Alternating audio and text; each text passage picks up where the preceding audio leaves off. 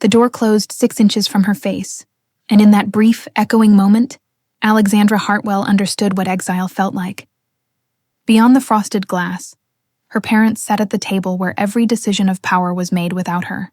What they did not know was that the quiet woman they had just dismissed carried a secret powerful enough to turn the company and their legacy upside down. Sometimes the ones you silence are the ones who have already learned how to listen.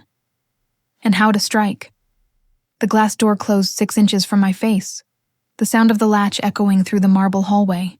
Through the frosted glass, I could see silhouettes moving: my father at the head of the table, my mother beside him, and a half circle of executives leaning forward, pens poised, ready to decide the future of the company. My company, or at least the one that still carried our family name, Hartwell Group. I stood there for a moment, frozen, my reflection blurred against the polished surface.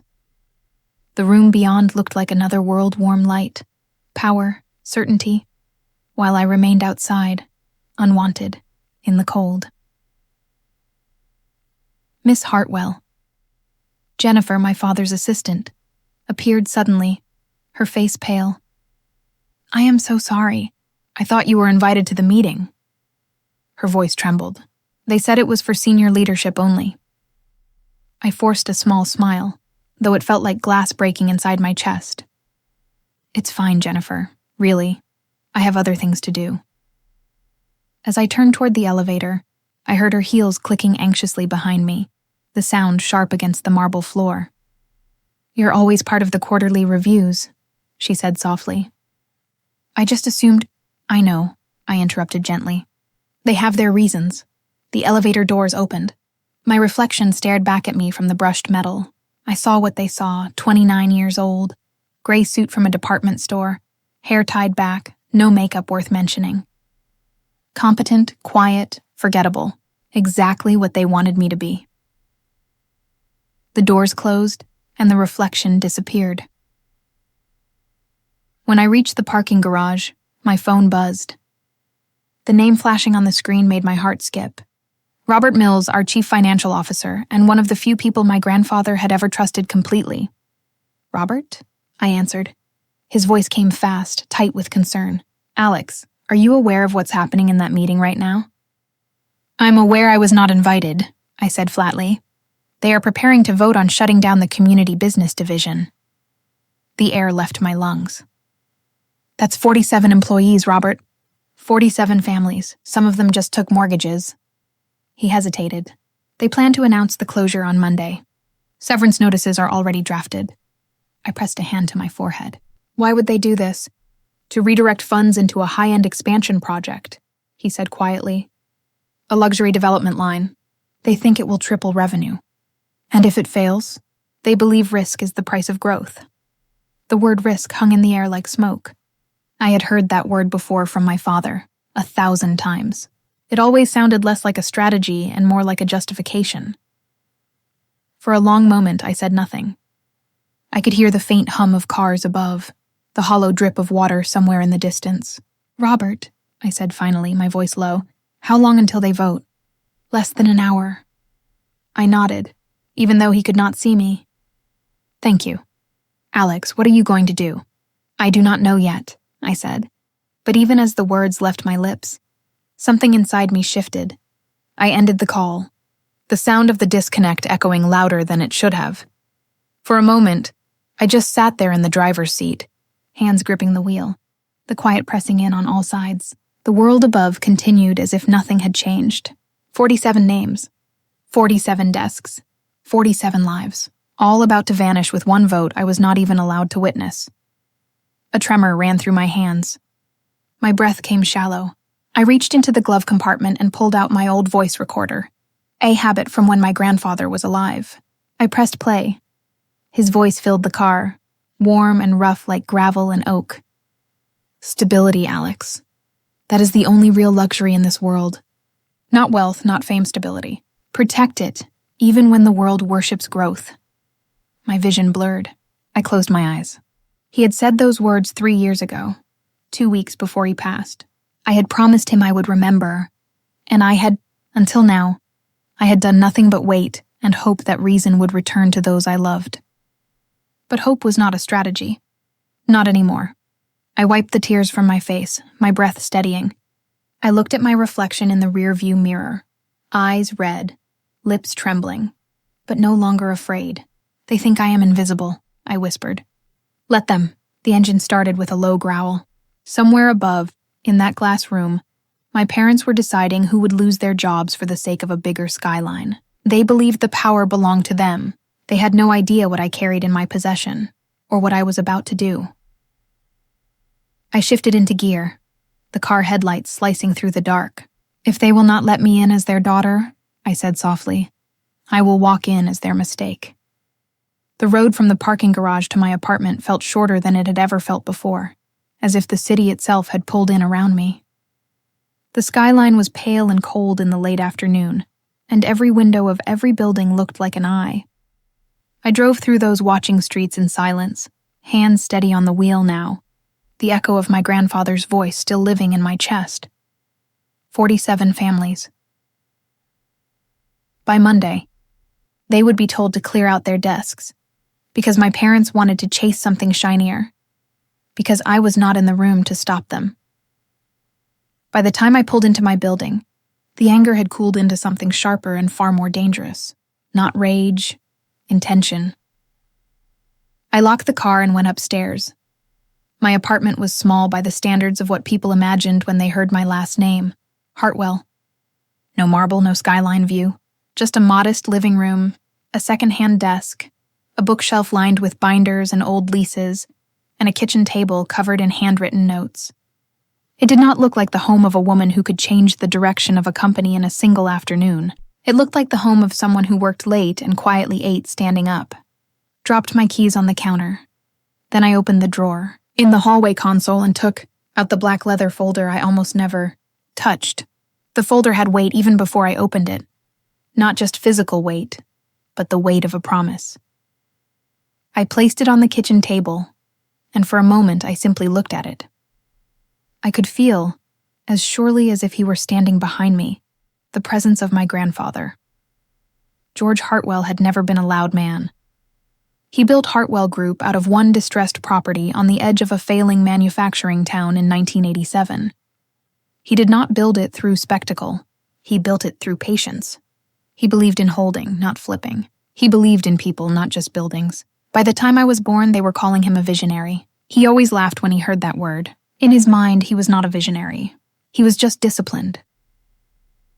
3 years ago, 2 weeks before he died, he called me to his home in Vermont. That memory rose up in my mind now, clear and whole. His house had always smelled like cedar and coffee. The afternoon light came in low through the tall windows and turned the dust into gold.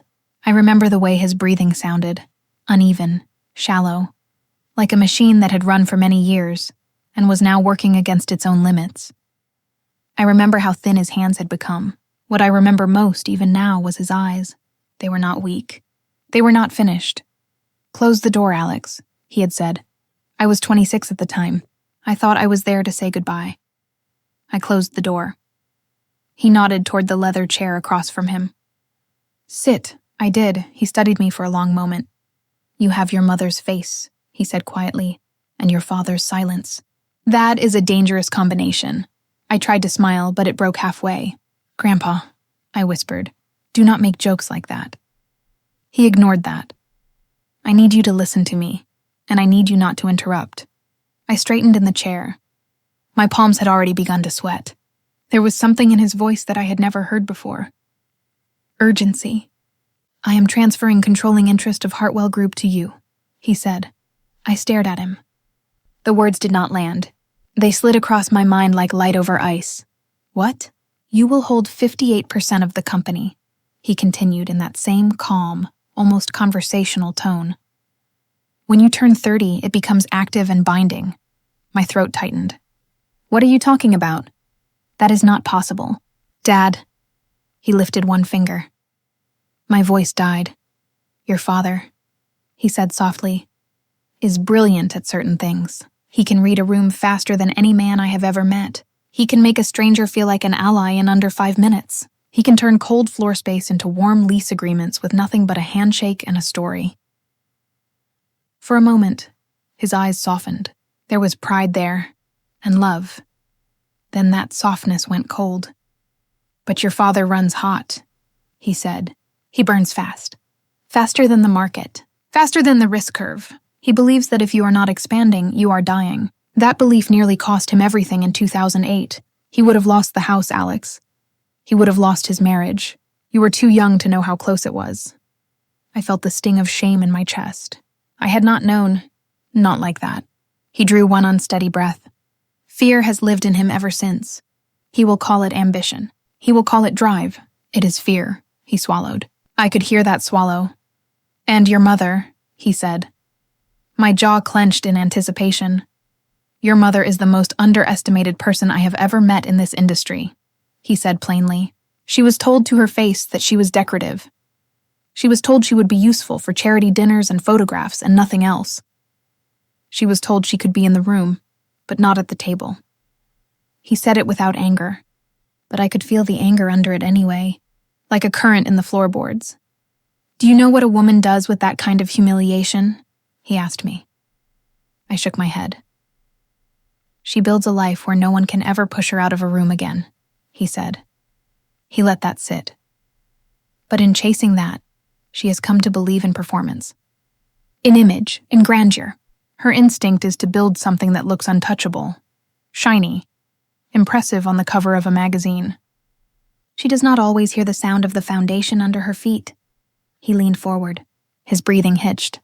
I almost reached out to help him, but his eyes warned me not to. He was not finished. "I am not punishing them," he said. "Do you understand me? This is not punishment." I nodded, though I did not fully understand. My heart was pounding, somewhere high in my throat.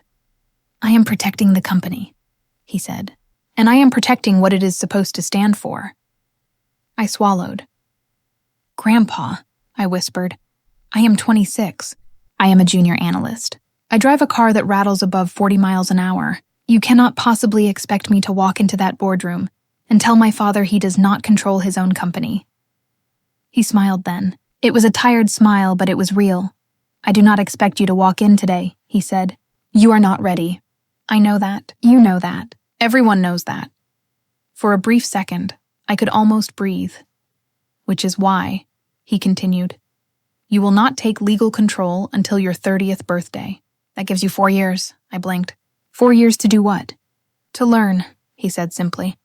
Not how to talk like an executive, how to see like an owner. He reached to the side table and lifted something wrapped in a dark blue cloth. His hand shook. I moved forward and steadied the cloth while he unwrapped it. Inside was a pen. It was silver, old, and engraved. I had seen it once before. He had used it to sign every acquisition agreement I had ever watched him sign. He placed it in my palm and curled my fingers around it. "Stability," I read aloud. The word had been carved cleanly along the barrel. His eyes brightened, for just a moment. "That word," he said, "is the only reason Hartwell Group survived when bigger, louder companies died. You think strength looks like speed. It does not. Strength looks like staying." He let out a slow breath and sank back against the cushions. "When the time comes," he said, "you will walk back into that building. You will not raise your voice. You will not beg to be seen. You will not apologize. You will not take a vote. You will inform them. My mouth had gone dry. And if they hate me for it, they will," he said without hesitation. "Especially at first," my throat tightened. "And if they never forgive me?" His gaze did not waver. "Then they should not be leading." I could not respond. I felt like someone had reached into my chest and pressed directly against my heart. He watched me for a long, quiet moment, and then his voice softened. "Alex," he said gently, "listen to me. I chose you because you are not reckless. You are patient. You pay attention. You listen to people no one else hears.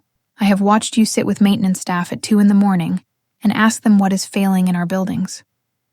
I have watched you talk to tenants who can barely make rent and somehow find them a way to stay without humiliating them. That is ownership. You have already been doing the job. All I am doing is giving you the keys." The memory blurred. My eyes burned. I had to look down. In the present, in the kitchen, my hand was still resting on that same pen. For 3 years, I had carried his secret. I had kept my head down. I had worked floor by floor, department by department, learning the bones of the company, the way a surgeon learns anatomy. I had watched my parents build plans that glittered like glass towers, and I had said nothing. I had waited for a moment when I could step forward without burning the entire family to the ground. That moment had arrived. 47. People would lose their jobs on Monday if I stayed silent. Their health insurance, their rent, their children's tuition deposits, their grocery money. My parents did not see those things anymore. They only saw the building that might carry their names. I loved them, and I was going to stop them. I stood and crossed the room to the bedroom closet. I pushed aside the simple blouses and work cardigans and reached for the garment bag I had never unzipped in daylight. Inside was the suit, charcoal gray. Precise lines, subtle, unforgiving. I put it on. The fabric settled against me like armor. I pulled my hair back, not into the soft ponytail I wore at my desk, but into a smooth twist at the back of my head. I added foundation, eyeliner, a calm mouth. I did not make myself pretty. I made myself undeniable. When I looked in the mirror, I did not see the girl standing outside the boardroom door, waiting to be invited. I saw the woman my grandfather had been speaking to. I picked up the leather folder. I slipped the silver pen into the inside pocket of my jacket. Then I took a breath and pulled out my phone. I called Marcus Bell. He answered on the first ring. "Alex, it is time," I said. My voice was steady. There was a beat of silence, and then Marcus exhaled. "Do you want me to meet you there?" "Yes," I said. "Bring the trust documents. Bring everything that shows controlling interest. We are walking into that boardroom."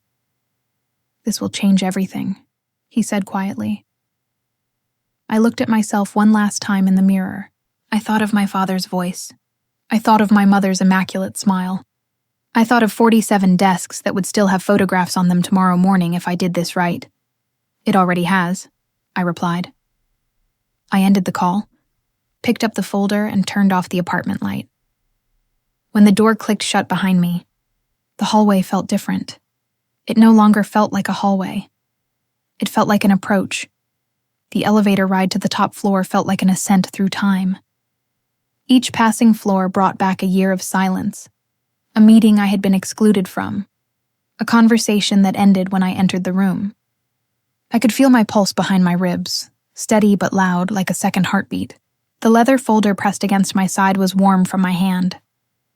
Inside, it lay every document that would change everything my parents believed they controlled.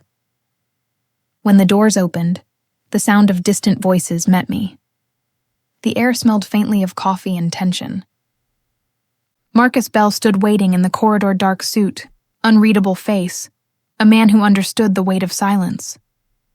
"They have received the compliance alert," he said quietly. "The room is unsettled." "Good," I replied. My voice did not shake. We walked together toward the glass doors of the executive boardroom. The light spilling out from the frosted panels was white and cold. Jennifer rose from her desk as we approached, eyes wide. "Miss Hartwell, your parents said no interruptions." "This is not an interruption," Marcus said, his tone even. "It is a matter of corporate compliance." Her lips parted, but before she could speak, the door opened. Robert Mills, our CFO, stood in the frame. His face carried that careful neutrality only men in his position could master. "Alex," he said, perfect timing. He stepped aside. The room fell quiet. The long oval table gleamed beneath recessed lights. My father stood at its head, a presentation half frozen on the screen behind him. The slide still read Strategic Growth Initiative. My mother was beside him, a perfect portrait of composure, hands folded, eyes sharp. But beneath that polish, confusion rippled. The board members' phones were still on the table, each showing the same message: immediate attention required. All corporate actions requiring shareholder approval must have documented consent from majority ownership. The words hung in the air like smoke. My father frowned. "Robert, what is this?" Robert's voice was calm, a compliance reminder. Then he looked at me. "Miss Hartwell is here to clarify." Every head turned. I stepped forward. The click of my heels on the floor was the only sound. "This discussion," I said softly, "requires the presence of the majority shareholder." For a moment, there was nothing. Then my father laughed, a short, disbelieving sound. "Majority shareholder? You?" I placed the leather folder on the table. The sound of it landing was deliberate. Final. Marcus opened it and began distributing documents. "I suggest you read these," he said, his voice even and professional. "They clarify the current ownership structure as established by the late George Hartwell." Papers rustled. The silence that followed was not the silence of confusion. It was the silence of revelation. A board member named Thomas exhaled audibly. 58%, he murmured. To Alexandra Hartwell. My mother's face drained of color. My father's smile vanished. The room held its breath. My father's voice broke the stillness. "This is absurd. My father would never—" "He did," Marcus interrupted gently. "It was filed 3 years before his death, held in trust until Miss Hartwell's 30th birthday. I could see the muscle in my father's jaw tighten. He looked at me as if I were a stranger. "Do you have any idea how it feels?" he said slowly. "To watch your own father skip over you?" The words hit harder than I expected. For a second, my breath caught. The pen in my hand slipped, clattering against the table. I met his eyes. "He did not skip you, Dad. He trusted me to protect what you built." My mother spoke then, her voice trembling. "We worked our whole lives for this company, Alexandra. We sacrificed vacations, friends, years of sleep. We just wanted to make it bigger before we are gone." Something inside me cracked. I had not seen her look small before. The woman who had commanded boardrooms now looked tired. "I know," I said softly. "You built it into something extraordinary, but you are about to destroy the part that keeps it alive." My father straightened, trying to regain control. "You are out of your depth. You have numbers but no vision. You do not understand that growth is survival. You think stability is safety. It is stagnation." He was not shouting, but every word carried the weight of a hammer. I forced my hands to stay still. Growth without stability is collapse waiting for a headline. The community division has kept our foundation strong. It has people who have given their lives to this company. You cannot erase them for a glossy portfolio. He pointed at me, not as a father, but as a CEO cornering an opponent. "You think compassion pays bills?" I stepped closer.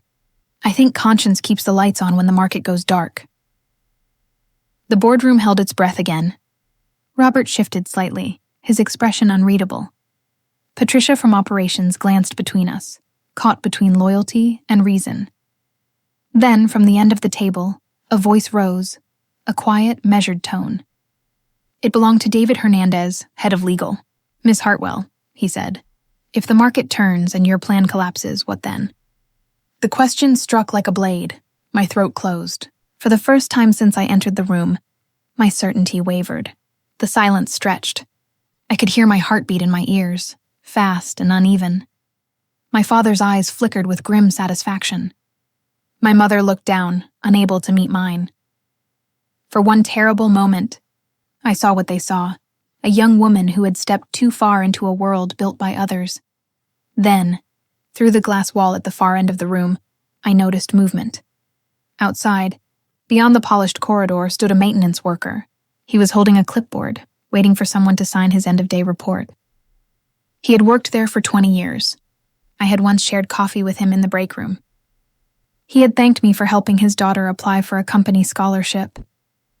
He caught my gaze through the glass and nodded once, almost imperceptibly. Something inside me steadied. I turned back to the table. My voice was quiet but unyielding. "Then I will stand with my people," I said, "because stability is not about never falling.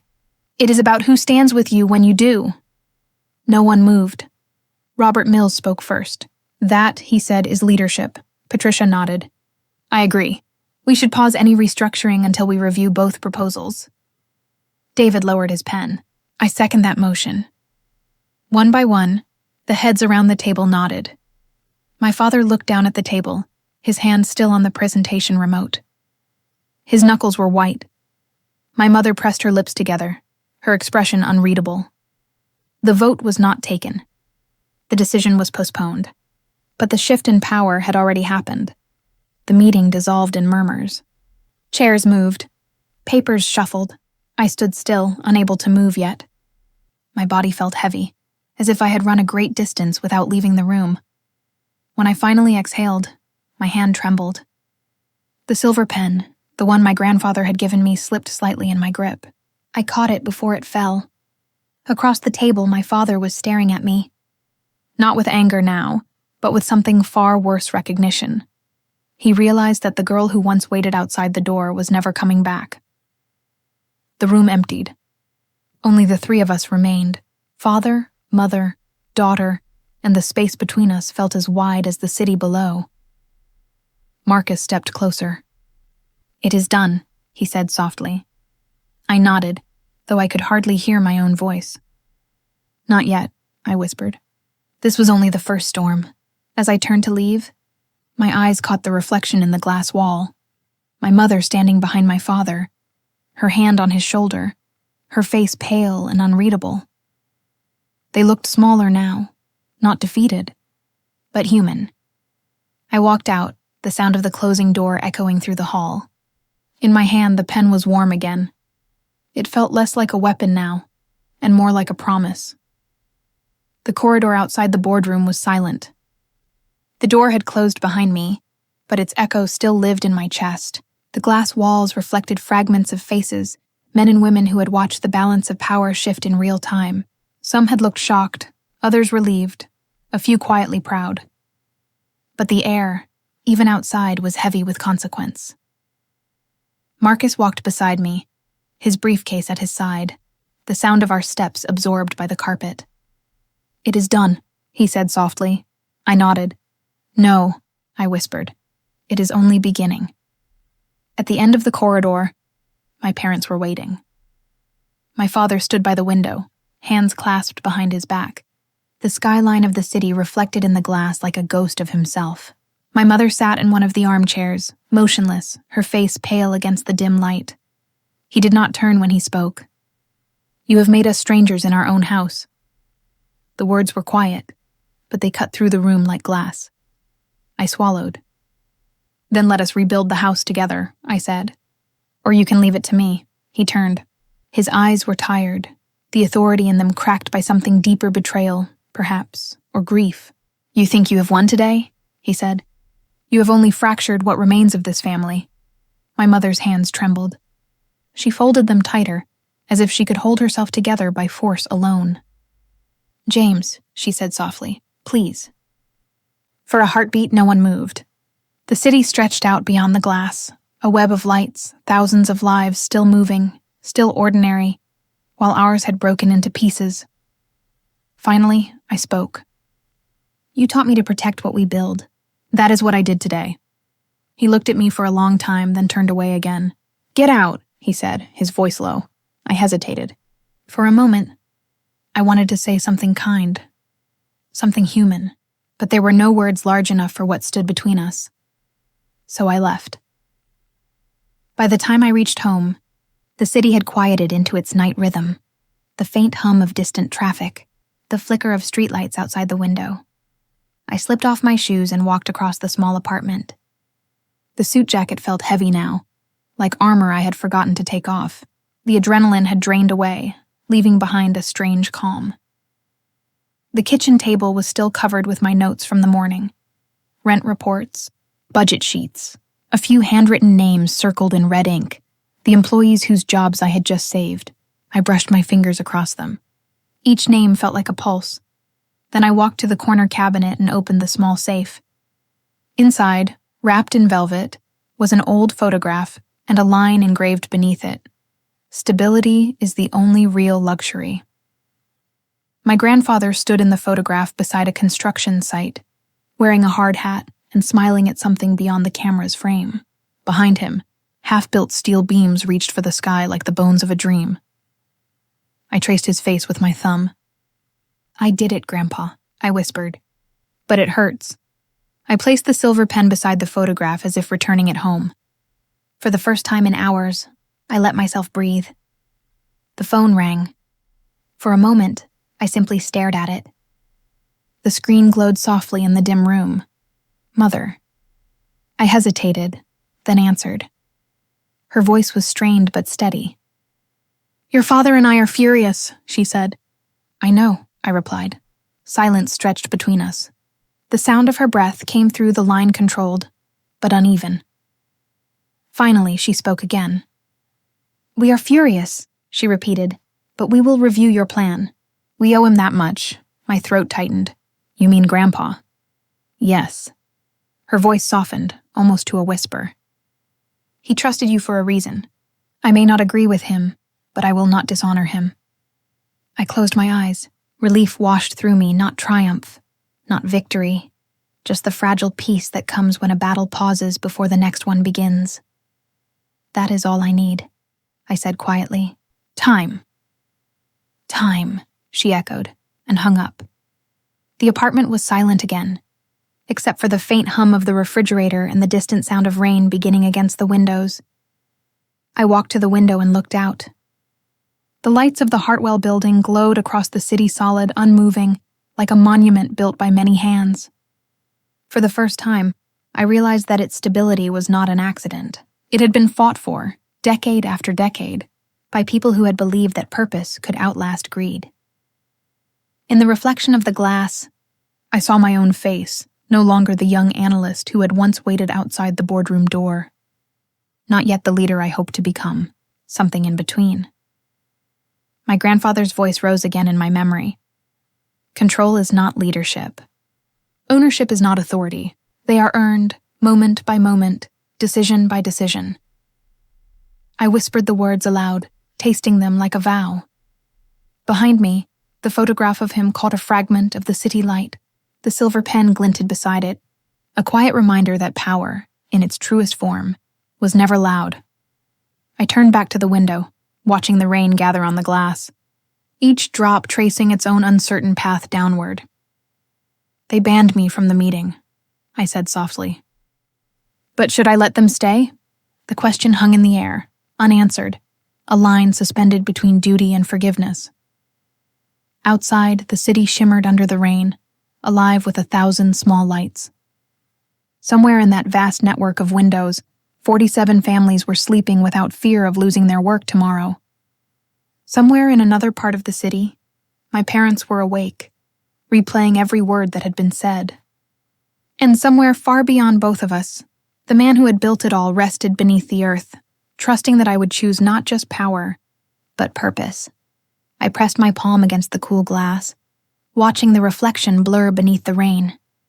The storm outside had passed. The one inside had only just begun. In the end, the true storms are never the ones that thunder outside our windows. They are the ones that begin quietly inside us when conviction rises against comfort, when love and loyalty pull in opposite directions, and when we must decide whether to remain silent or to stand for what we believe is right. Alexandra Hartwell never wanted a throne. She wanted understanding, belonging, and a seat at the table built by her own family. But life rarely grants us power the way we imagine. It comes disguised as responsibility, as sacrifice, as the lonely task of doing what others are too afraid to do. When she walked back into that boardroom, she was not just confronting her parents. She was confronting every version of herself that had ever hesitated. The timid daughter, the obedient employee, the woman who waited for permission to speak. All of them fell silent when she chose to lead, not with pride, but with purpose. There is a lesson there for all of us. We spend so much of our lives waiting for the world to recognize our worth, waiting for the invitation, the title, the approval that tells us we have finally arrived. But sometimes the door will never open on its own. Sometimes we must turn the handle ourselves and step through, not because we are unafraid, but because fear no longer gets to decide who we are. Power, when used with grace, is not domination. It is stewardship. It is knowing that every decision touches lives beyond our own. Alexandra learned that leadership is not granted by blood or hierarchy. It is proven by compassion under pressure, by integrity when no one is watching, by the quiet courage to protect others, even when the cost is personal. And perhaps that is the truest inheritance any of us can claim. Not wealth, not recognition, but the strength to do what is right when it matters most. If this story found something in you, if it reminded you of a time when you had to stand alone, or if it made you wonder what kind of legacy you would protect, share that thought in the comments. Tell me where courage met you in your own life. And if you wish to hear more stories like this, stories about power, family, betrayal, and the quiet kind of bravery that changes everything, stay with us. Subscribe, not for the noise of victory, but for the whisper of truth that lives behind it. Because sometimes, the smallest voices, the ones locked outside the room, are the ones destined to change it forever.